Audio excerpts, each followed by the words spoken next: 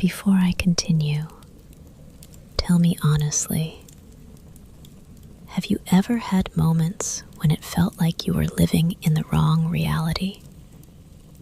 Like everything looked the same, but something invisible had shifted? Write about it in the comments. I read them all. Mina thought about it every single day. About the resets. About 6:42. About the weekends she couldn't remember. About the man sleeping beside her. But what is the real ending of this story? Today, you're going to find out. Before I begin, please subscribe and leave a like. It truly helps this channel grow, and it means more to me than you think. Now, let's continue. Mina didn't know where to begin. As a child, she loved detective stories. Back then, everything was simpler. An event had already happened. There was a crime. There were clues. You collected the pieces like Sherlock Holmes and uncovered the truth. But what do you do if the crime hasn't happened yet? If the event is still ahead of you? How do you investigate something that doesn't exist yet? She decided to start with the only thing she could control: writing. Mina pulled out an old notebook. 2 chubby cats were printed on the cover. She wasn't sure whether she could trust her husband, so she didn't tell him anything. He would be home in 2 hours. 2 hours. Enough time to lay everything out on paper. She began writing. Day by day. Monday. The juice. The grocery store. The employees saying the brand didn't exist. The psychologist. The shop, second thread. The following Monday, the pajamas. Why the juice? Why the pajamas? Why does only one detail change? She tried to remember when she first bought that juice. She couldn't. When she started loving it. Nothing. Who brought it home first? Her? Her husband? Blank. The same with the pajamas. When had she bought them? Who gave them to her? Nothing. Then she reached the weekend and froze. She didn't remember Saturday. She didn't remember Sunday at all. She needed to know what was happening on those days. But if she was now in a different reality, then in this version, the weekend must have passed peacefully. So where was the danger hiding? She decided to observe every day, every detail, write everything down. When her husband came home, she prepared dinner. Casual, relaxed. What did we do last weekend? She asked lightly. Nothing special, he replied. Stayed home, went to the movies. Pretty normal. She nodded. Do you remember when I first tried Brooder? He looked confused. You saw it at the store and decided to try it. We've been buying it ever since. Why? Just forgot, she smiled. And these pajamas, do you remember where I got them? He laughed. I gave them to you a month ago. She paused. Really? Of course. You need memory vitamins, he joked. He kissed her forehead. I'm going to bed. I'm exhausted. Mina stayed in the kitchen, loading the dishwasher. And suddenly, she felt it again. During the day, the house felt safe. But at night, when he was there, something tightened inside her. as if she had just noticed something important, but couldn't name it. She told herself, "It's Monday. Nothing can happen before Saturday." She still had time. The next morning, after he left for work, she wrote down every detail of their conversation. Every phrase, every tone. But she couldn't pinpoint what had unsettled her. The week passed. She kept writing. Nothing happened. Normal days. Work. Clients. Groceries. On Friday, she almost convinced herself nothing would happen. She hid the notebook carefully and went to sleep. She woke up on Monday at 6:42. Her heart was racing before she even opened her eyes. She looked at her pajamas, bright red, exactly the ones she had gone to bed wearing. She exhaled slowly. Maybe nothing changed. She went downstairs. Her husband stood by the coffee machine. "Good morning," he smiled. "Want juice?" Yes. He poured brewder into her glass. Everything looked normal until he turned toward her fully. He was wearing glasses, thin metal frames. She stared at them. "Since when do you wear glasses?" she asked calmly. He frowned. "Mina, I've worn glasses for 20 years. Since school. You okay?" Cold spread through her chest. In every previous reality, her husband had perfect vision. She forced a laugh. "I'm joking." He smiled. "Very funny." He kissed her forehead and left. The door closed. The car drove away. And Mina knew. Monday, 6:42. Another reality. She waited 20 minutes after his car disappeared. Then she ran to her hiding spot. The notebook was there. But now, on the cover, next to the two cats, there was a small chick. The chick hadn't been there before. She was sure. She opened it. The first pages looked similar to what she remembered writing. Some phrases were slightly different, as if written by another version of herself. She kept turning pages until she reached Saturday and froze. The handwriting was hurried, uneven, like someone writing in panic. "Mina, you don't know him. He is not who he says he is. Find your wedding photos. Don't trust him. In that shop, I left something. It will help you." Her hands trembled. In which reality had she written this? And what shop? In that shop. She understood. Second thread. She dressed quickly. On the way there, her hands wouldn't stop shaking. The most terrifying part wasn't that reality kept shifting. The most terrifying part was this. A version of herself was afraid of her husband. She stopped in front of the shop.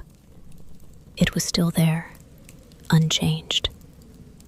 For the first time, it felt like the only stable thing in her world. She pushed the door open. The bell chimed, and the elderly woman looked up, as if she had been expecting her. The old woman looked at Mina closely. "Hello, my dear," she said softly. "Something about you has changed." She stepped closer and whispered, "Quantum transition." The old woman smiled. "Ah, so you're in a new reality again." Mina exhaled and nodded. I think I am. Last Monday, you told me, if it happens again, I should come back here and say that phrase. But why that phrase? The old woman's smile didn't fade. Because that is the phrase that changes in every reality. And I always say it differently. I don't know how it works. But right now, I would have told you to say quantum crossroads. And in the next reality, it might be quantum field. It's always quantum, and then something else. I can't explain why, but it helps me understand which version of reality you came from, and how many times you've been here. Mina told her everything, from the very beginning. About 6:42, about the juice, about the pajamas, and now about the glasses. She also told her about the notebook and the message inside it. The old woman nodded. Yes, what you left is a flash drive with a password, and you know where the password is. Mina repeated the words out loud, like she was testing reality itself. Wedding photos. The wedding photos? Mina asked. Did I say something about that? No, the old woman said. When you came here last time, you were shaking. You looked like something was very wrong. I knew you would come back on Monday. And I knew you most likely didn't find the reason and got thrown into another reality again. Or you did find it, but it was too late to do anything about it. Either way, the answer is on that flash drive. But listen to me, my dear. Be careful.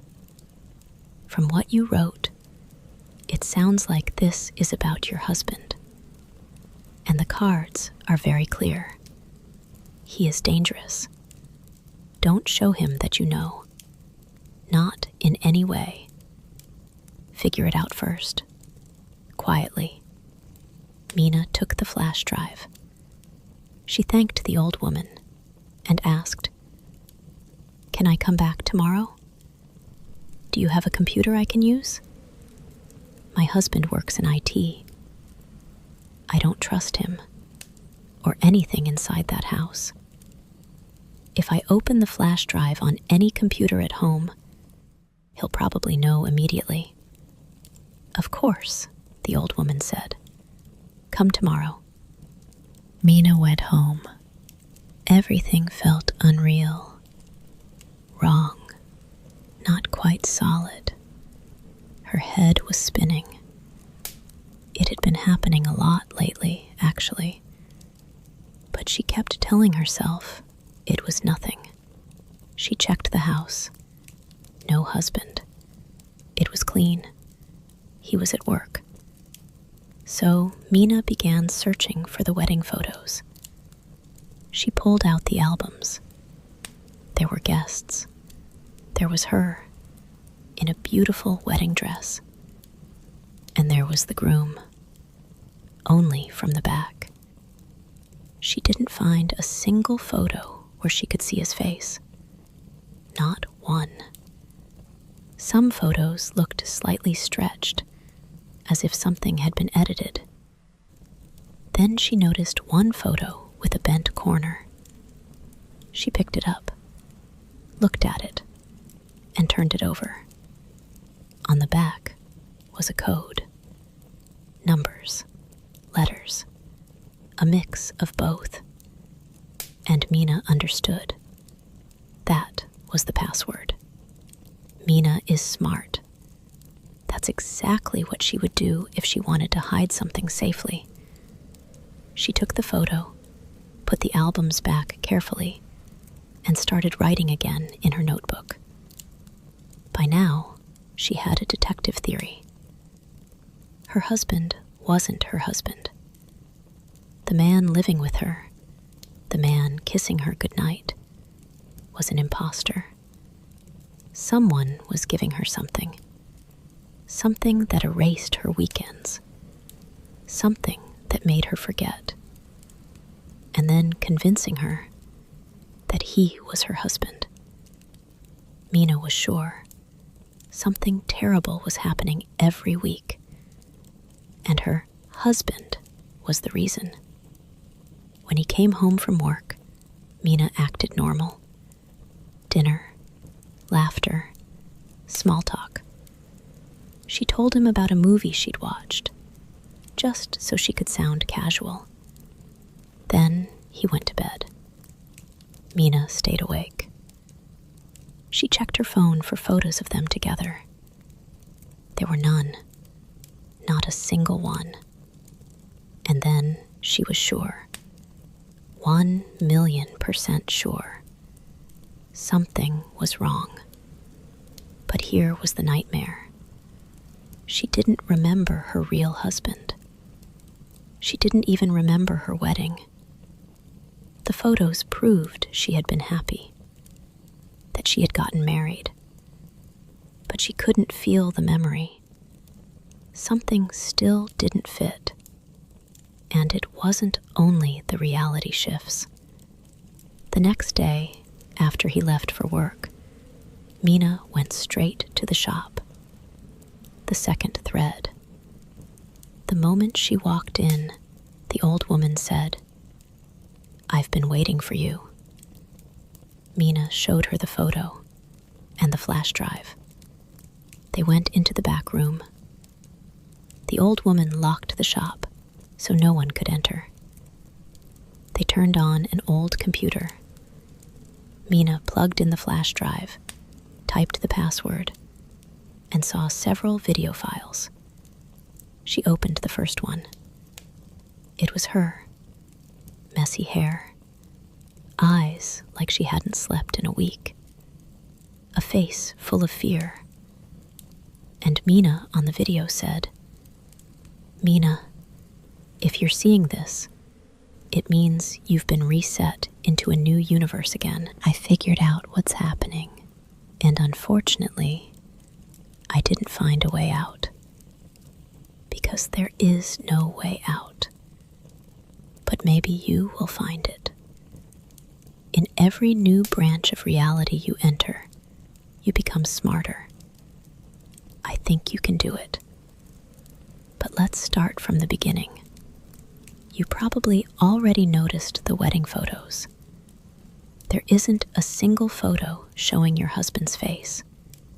Because he is not your husband. And you're not married. The man you live with is a software developer. His name is Harry.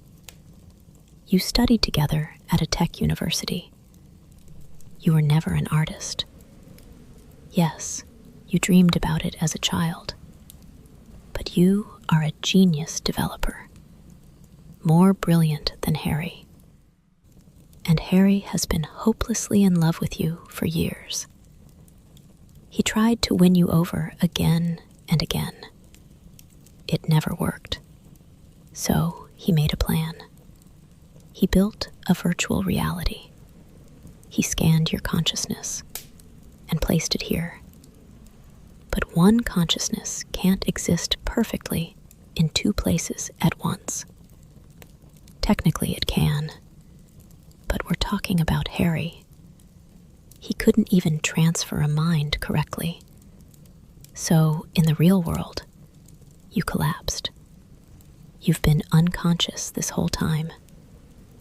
And every week, on Saturday, your real love, Daniel, who is also a genius developer, tries to pull your consciousness back. But Harry resets this world. He wipes your memory of those days. And the worst part? This shop, this place, all of it was built by you. Daniel made this shop the only safe place. The only place Harry can't reach through his code. That's why you keep finding answers here. Every time you get closer to the truth, Harry resets the world again. And every new reality has small changes because you are leaving yourself clues. The juice brand, the pajama color, maybe more next time. They're your breadcrumbs. You have to remember who you really are. You are the genius who built this world. And Harry is the one who stole it, with your consciousness inside it. He keeps trying to simulate a perfect life with you, and he keeps failing. So please, in every new universe, you hid pieces of information here, in this shop. Everything you need is here. That's how you find the truth. And I discovered all this the old-fashioned way. I tried to leave the city, but the moment I crossed the city border, I appeared at the city entrance again.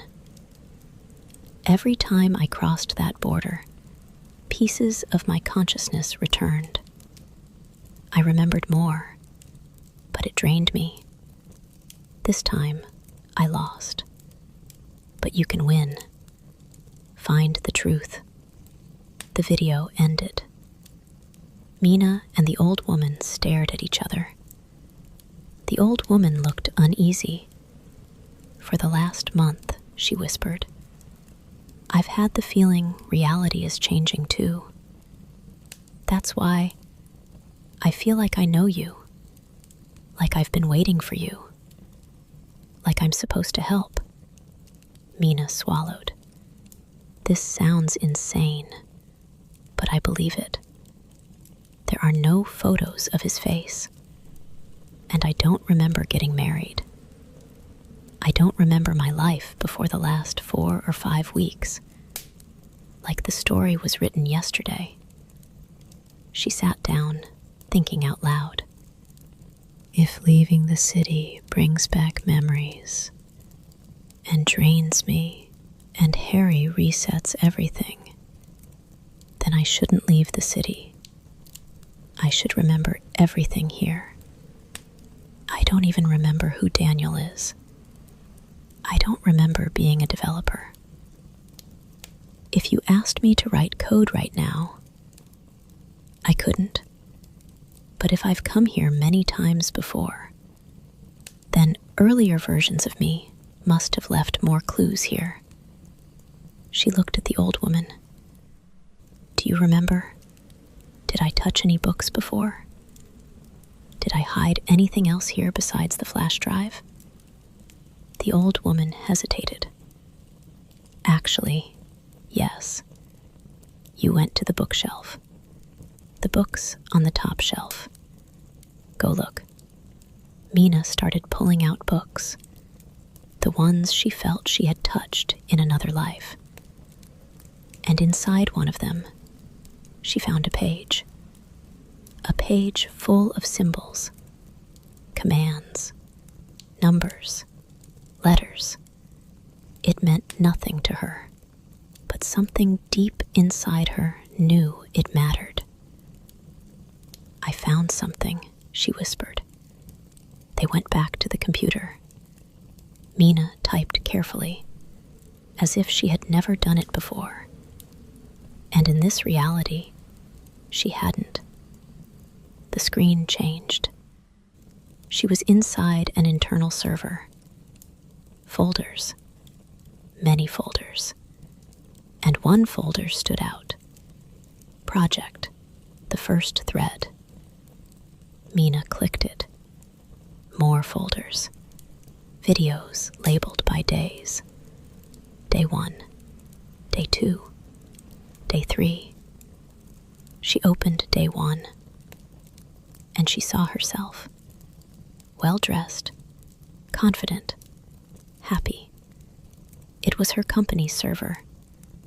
She was the creator of the project, and she was explaining how she built this reality, how she filled it, what problems she faced.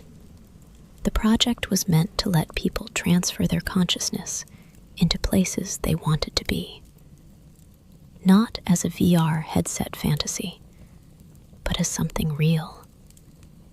And this whole city was built from Mina's memories.